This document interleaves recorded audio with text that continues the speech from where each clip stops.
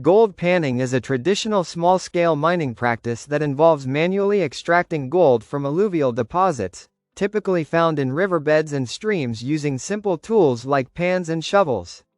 In Zimbabwe, gold panning contributes significantly to rural livelihoods and informal employment, but much of its potential is lost through illegal trade, environmental degradation, and poor regulation.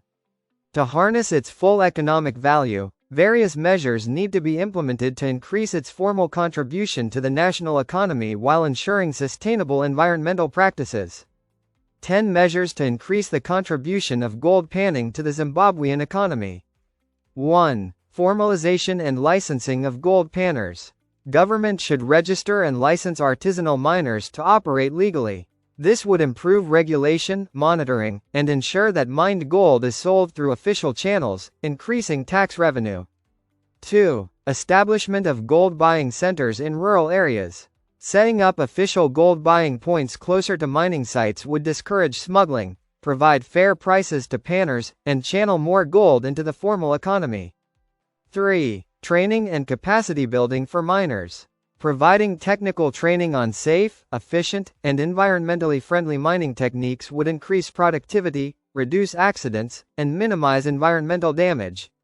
4. Access to financial support and loans. Small-scale miners should be provided with affordable credit facilities and grants to purchase better equipment and invest in proper mining infrastructure, improving output and quality of operations. 5. Improvement of mining infrastructure. The government and private sector should develop infrastructure like roads, processing facilities, and storage points to support artisanal miners, ensuring quicker and safer transportation and processing of gold. 6. Strengthening of environmental regulations and reclamation programs.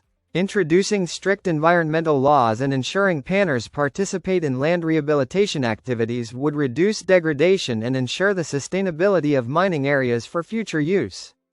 7. Introduction of mercury-free technologies.